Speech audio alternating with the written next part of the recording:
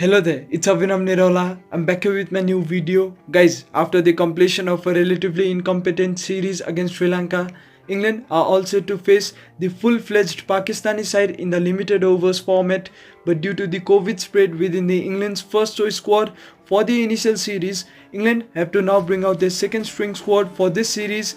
The tour begins with an ODI series, so let's preview the first ODI. Do like, share and comment down below. Subscribe to my channel as well. On 8th of July 2021, the Sophia Gardens Cardiff is scheduled to host this clash. This venue is renowned to host high-scoring clashes, especially in the one-day formats, as the ground isn't that big and the conditions are usually adjusted in such a way that the matches turn into high-scoring clashes. Do expect the pitch to contain a bit of moisture to allow the ball to reach up to the bat quite efficiently. Hence, that same moisture might also allow the swing bowlers to extract a bit of lateral seam and swing movement off the deck in the first 5 to 7 overs of the respective innings. After that phase, do expect the surface to turn into an absolute batting track. Do expect a 350 plus run encounter to be high up on the cards if the weather allows the conduction of a full 100 overs match, and if Pakistan get to bat first with their full-fledged side on. The toss-winning side is expected to opt to field first, given that the modern-day sides tend to back their batters to chase any total on relatively quicker and flatter tracks in the limited overs format. But since Pakistan don't really possess a very good record while batting second, especially in England and Wales, Pakistan might even opt to bat first. Well, since Pakistan are looking to apply modern cricket into their cricketing ethics nowadays, we might also see the unanimous decision, that is to field first, being taken by the Pakistani side as well. England: James Vince, Zach Crawley, David Malan, Dan Lawrence, Ben Stokes captain, Ben Duckett wicketkeeper, Lewis Gregory, Craig Overton, Matt Parkinson, Jake Ball and Shakib Mahmood. This COVID-struck side contains relatively new faces for this ODI series, but most of these players are usually around the circuit, at least in one of the formats. Well, someone's miss is someone else's opportunity.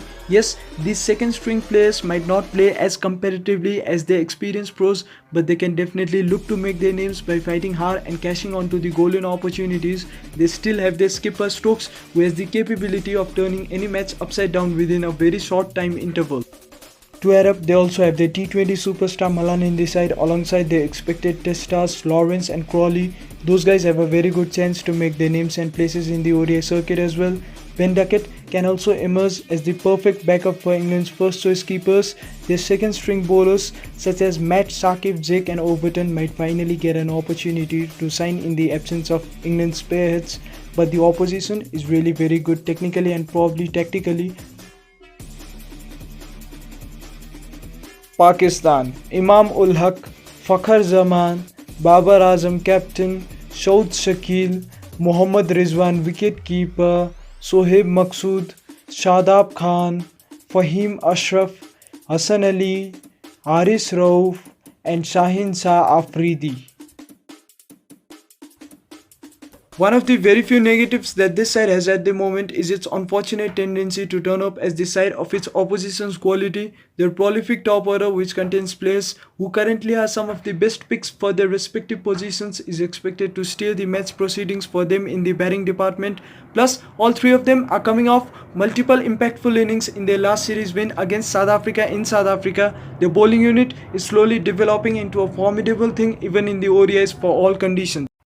Shaheen and Hassan, on the back of their outrageous form and quality, are expected to lead the attack to allow the other bowlers to revolve around their core. Pakistan's major problem in the limited overs format is in their middle order currently. Hence, they might opt to pick their prolific domestic scorers, Saud and Maqsood, in the absence of Haris. I would actually like to see Sarfaraz play instead of Saud in this series, as he has brilliant statistics in England. Sadab, who doesn't even merit a place in this side currently, is their vice captain and a massive burden in this 11 in my view.